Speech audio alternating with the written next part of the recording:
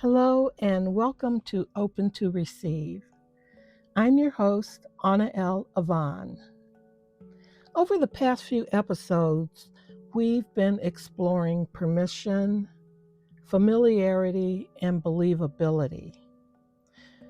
We've talked about how what feels familiar often feels believable, and how our field of believability can gently expand. Today, I'd like to explore something that has become increasingly meaningful to me. Receiving doesn't necessarily begin when something arrives. Maybe receiving begins long before that. Perhaps it begins within us. Many of us imagine receiving as a moment in time, as an event. Receiving the opportunity, receiving the relationship, receiving the healing, receiving prosperity, receiving the answer that we've been waiting for. But what if receiving is not an event? What if it's a way of being? Imagine standing outside while it's raining. The rain is already falling. You don't create the rain. You don't convince the clouds to open. You simply become willing to stand where it can reach you. And sometimes life is like that. The opportunities, the kindness, the support, the inspiration. They may already be present in ways that we haven't noticed yet. And sometimes we don't realize how tightly we've learned to protect ourselves. Maybe it's because we've been disappointed or because we've been hurt. A lot of us have experienced that. I don't know anybody who hasn't experienced some type of hurt. And of course, the natural thing to do is to protect yourself from that happening again. Perhaps, it could be that we've worked so hard to hold everything together that receiving something feels unfamiliar. Sometimes we become more comfortable giving than receiving. We know how to help others, and we know how to care for others. But when someone offers to help us, we hesitate. Why? Not because we don't deserve it. Maybe it's simply because our nervous system has had more practice giving than receiving. Receiving asks something of us. It asks us to soften, to trust,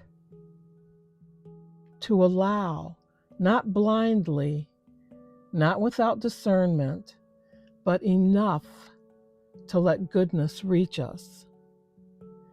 Sometimes that can feel surprisingly vulnerable, because receiving often means letting go of the belief that we have to do everything alone.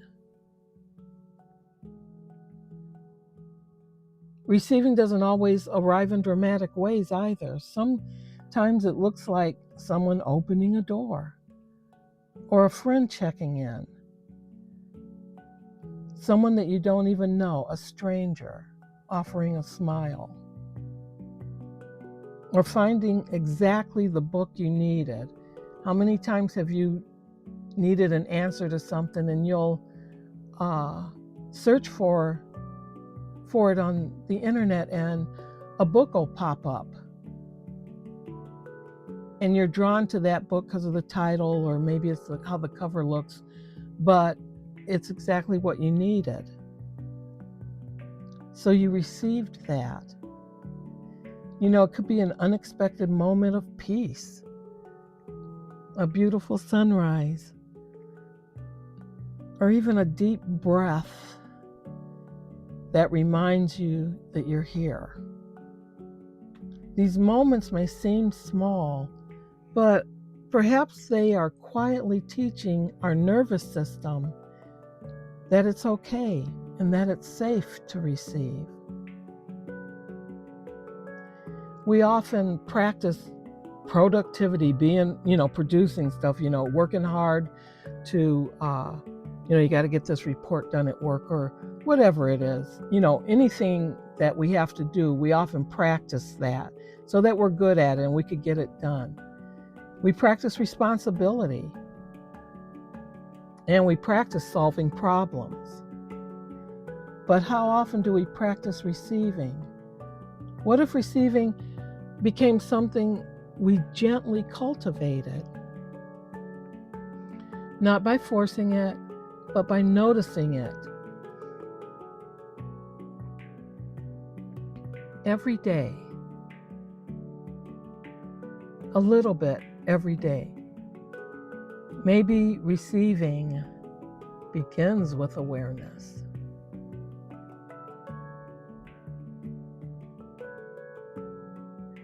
And you can ask yourself, am I aware? And am I open to receive? And just sit with that. You don't have to do anything. Just be aware of what shifts in your body when you ask yourself those types of questions. So today I'd like to offer a small invitation. Before your day ends, just notice 3 things you received. Maybe someone offered encouragement, or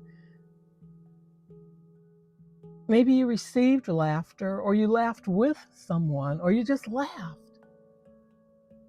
Maybe you received a moment of stillness. Perhaps you received an unexpected solution. It could have been you simply received another sunrise. Don't rush past these moments. Let yourself acknowledge them. Allow your nervous system to recognize them, because what we notice, we become more familiar with. And what becomes familiar often becomes easier to receive. And as you open up that gateway to receiving, there's more that's waiting to come in. So ask yourself, where in my life have I been trying to create something? Where in my life have I been trying to do that? To just create when life may have already been inviting me to receive it. It may not come the way we think it'll happen. That's happened to me so many times. I think I know. Because we're working towards something, we have this idea in our mind how it'll appear in our lives. And a lot of times that's not the case, but you have to be open to receive how it will come to you, because when you do that, it's always for your highest good. And then ask yourself, where might I soften? Just enough to notice what's already here. So perhaps receiving isn't something we wait for. Perhaps it's something we awaken to, one gentle moment at a time. So I want to thank you for spending this time with me. And until next time, remain open to receive.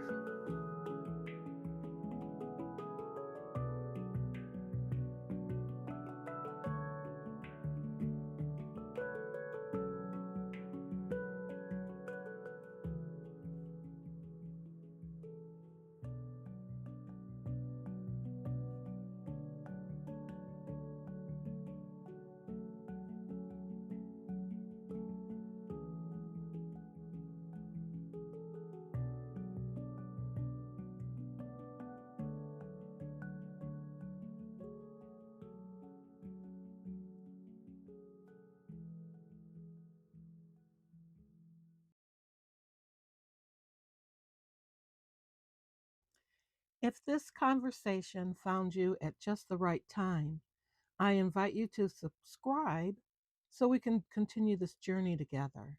You'll also find a link below to my free guide, Open to Receive, if you'd like to explore more deeply. Until next time, take good care of yourself and remain open to receive.